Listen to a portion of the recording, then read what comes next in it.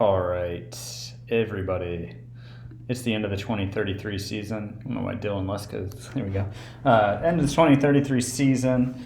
The O's were the only MLB team to win 100 games. We won 111 games for a 685 win percentage.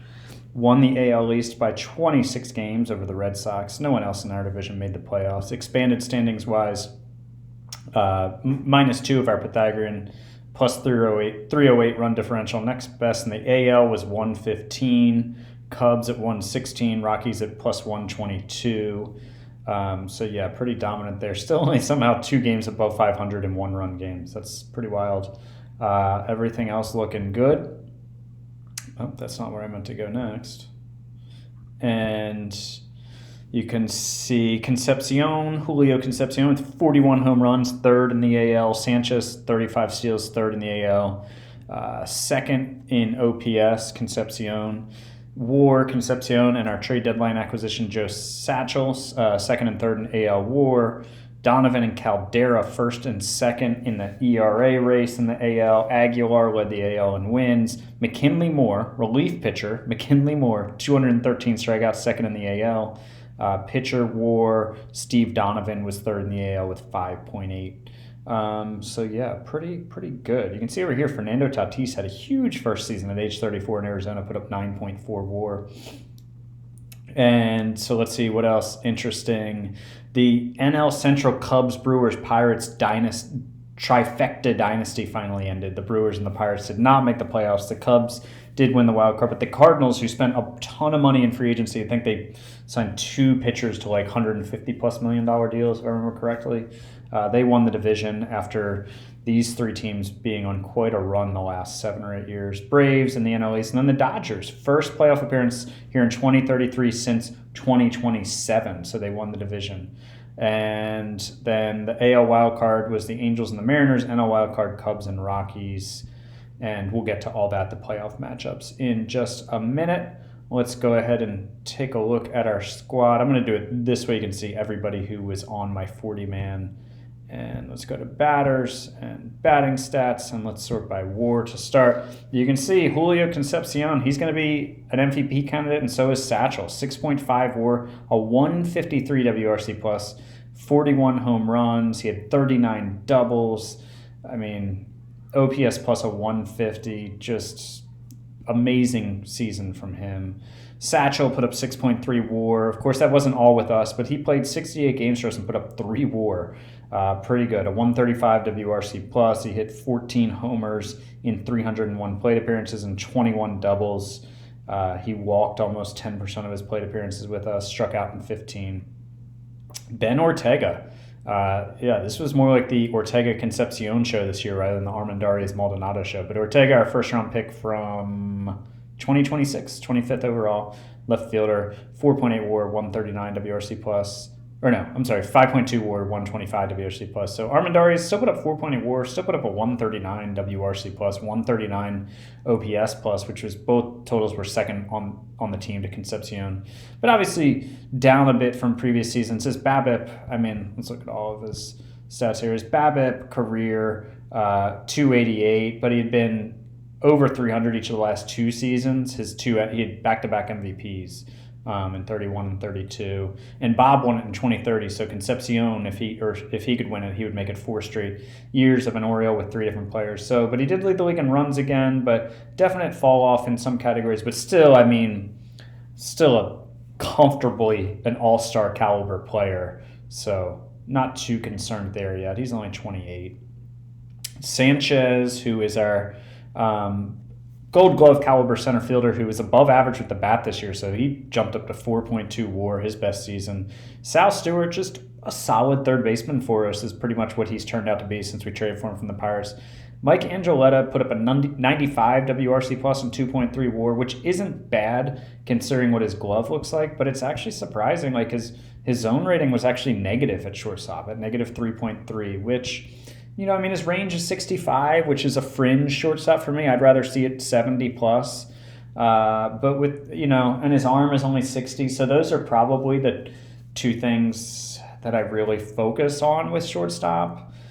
So Second base, he's golden. Shortstop, he's a borderline shortstop. So we'll see what happens with him next season in terms of if he's going to be our shortstop. But, he's good with the glove. He's good with the glove, and so his bat is a little below league average. He's about a league average shortstop. Sandoval, another league average player, is a little below average with the bat. He didn't play a ton after Satchel came over, but he looks like a piece moving forward. Trujillo is our catcher, who was fine with the bat, very good defensively. This guy, Omar Enriquez, came up. He was up and down a bit, and then once we traded for Satchel, the infielder, he was down. But I brought him back up for September. He's kind of in a pinch hitting role, and I think he'll probably be on my postseason roster as a pinch hitter type guy. But really good first look in the majors, 1.3 WAR in 40 starts, a 133 WRC plus. Strikeout rate wasn't too bad.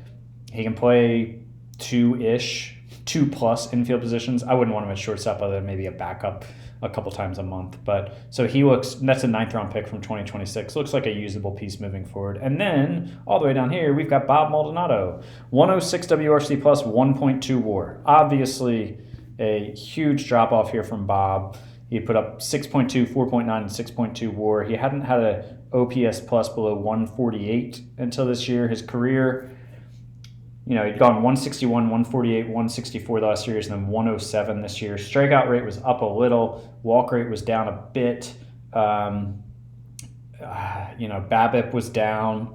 And then the really concerning thing is, and he's only 27, but I don't know if maybe at 6'10", maybe he just ages worse. Like he's not as athletic as a guy who's like 6'2", 200 pounds, right? A shortstop. He can't play the field, so he's obviously not a super athletic guy relative to major league players. So maybe he just doesn't age as well. But man, look at this scouting drop off on these charts. He's gone from a 72 to 55 contact.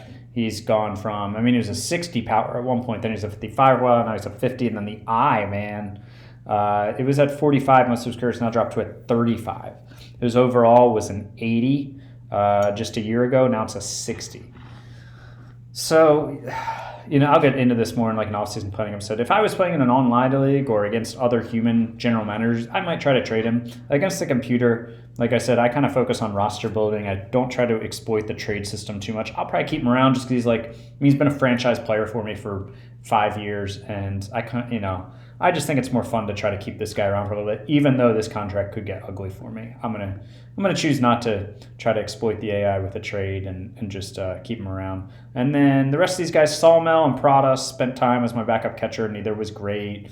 DePaul was my pinch hitter. He only started 4 games. He got 58 plate appearances and was league average. He's my lefty bat off the bench. The rest of these guys are 40-man guys who didn't play. And then Jeff O'Brien was my 4th outfielder. He was 2027 first-round pick. This was his rookie season. He did not do very well, but he can play all 3 outfield positions. So that is valuable. And then moving to the pitching side of things, all pitchers on the 40-man, and then we need to go to our pitching stats. And, Steve Donovan, 5.8 WAR. That was, I think, what did we say, 2nd or 3rd in the AL. And then McKinley Moore, 121 innings, 5.5 WAR, 1.64 ERA, 1.81 FIP, 15.8 Ks per 9. His Ks, this 213 Ks was 2nd in the AL. It's also a top 10 Orioles K record. Like top 10 in Orioles franchise history, 213 Ks in the season. 121 innings as a reliever in 74 games, which led the majors in terms of appearances. One of the best relief seasons of all time right there. And he's got an option on his contract. I'm sure he's going to opt out. Emilio Caldera, scouting discovery back in 2024, was a long man / 6th starter when somebody got hurt, 5th starter last season. First year in the rotation was just dynamite. 2nd in the AL in ERA, 4.7 WARs. FIP was low too. Not a big strikeout guy, but he doesn't walk anyone and he keeps the ball in the yard. He was awesome. Aguilar was good. He's going to miss the first game of the playoffs. He probably wouldn't have started for me anyways, but he put up 4.2 WAR. Christopher Sanchez, who we signed to that big $21 million 1-year deal because he's 35, put up a big season for us. Schilt was solid again for us. All these guys, look at their ERAs. All ERAs and FIP in my starting rotation were below 4. Dave Correa was another guy out of the back end of the bullpen. He pitched 61 innings and 2.5 WAR, so he put up almost a WAR per inning pace with McKinley Moore. Not quite as good. The BABIP of 404 against kind of stunted his ERA. And then the rest of the bullpen was just solid. Sosa, Arujo were both over 1 WAR. Nobody pitched a ton of innings. You can see 54, 26, 34, 45. Voogd and Gomez were both good in their rookie seasons. Benuelos is another young guy. Harp, they all did well. And like I said, I'm gonna carry an extra batter in the postseason. So. And I also want to carry an extra lefty. So Willie Gomez, who is not up too much this year, will make the postseason roster. Like I said, Enriquez will make it as my 14th hitter. So 2 pitchers will not make it. One is did I cut Sosa or Anchetta? Not cut, but just didn't put him on the. So it'll be either Anchetta or Sosa won't make the team. And then same with Austin Vernon, who I brought in at the trade deadline, didn't do much for me. But the team I'm facing, the Angels, are terrible against lefties. So you can see here, I'm putting Caldera and Sanchez in my rotation. So Schilt, because he's a righty, will go to the bullpen. And then Gomez and Voogd, both locks to make the roster. Same with Soto, because the Angels are just terrible against lefties. And then lineup will remain the same, but Enriquez will be a pinch hitter. And yeah, let me just show you. So I'm going to play the Angels and the Tigers and the Astros. And then we have Dodgers, Cubs, Braves, Cardinals. And just to go to the team statistics for a second to show you why I want lefties in there so badly. You can see the Angels had a 719 team OPS this season against righties. 763, which was second in the American League only to me, the Orioles, and there's 2, 3, 4, 5 teams in the NL better, so they were like 8th in the majors and second in the AL in OPS against righties. But then you go to lefties, man, it gets ugly for them. A 585 OPS against lefties. What's the next worst? In the AL, the next worst is a 629. In the NL, is there anything? There's a 642, a 616. So, 585 is just such an unbelievably bad lineup against lefties that I'm just stacking lefties against them. And we'll see what happens. Here, you can see their team. This is their lineup against lefties still has 6 lefties in the lineup. So, and their 2 through 5 hitters are all lefties. So I'll check to make sure there's no lefty masher who I need matchup wise. But man, I just might use like all lefties out of my bullpen and then McKinley Moore when I need him. So that'll be the postseason matchup. I don't think there's anything else I haven't covered. I didn't really do the minor leagues, but I'll get that in another post or cover it. But yeah, Sean Treadwell, the number 1 prospect in baseball. I left the whole year. I left him in A-ball. And he wasn't amazing. He put up a 107 WRC plus, but he just turned 21 this season, so he's still pretty young. But also, I was trying to get him to work on second base and right field. He was really low in defensive position ratings, so I wanted to get him experienced so they could, more accurately reflect his abilities here, because he's a second baseman / corner outfielder, but still an 80 potential overall, and I think OSA has him the same. Yeah. So still looking good there with the number 1 prospect in baseball. But anyways, that's it for this 2033 end of regular season update. I'll probably live stream some postseason games. Definitely if I get to the World Series, I will. Probably not in the first series. It just takes longer if I'm live streaming it, because then I can't squeeze in a game real quick. While I've got a few minutes, I got to plan out when I do it. But I'll do some sort of live streaming, especially if I make the World Series. But that's all for now.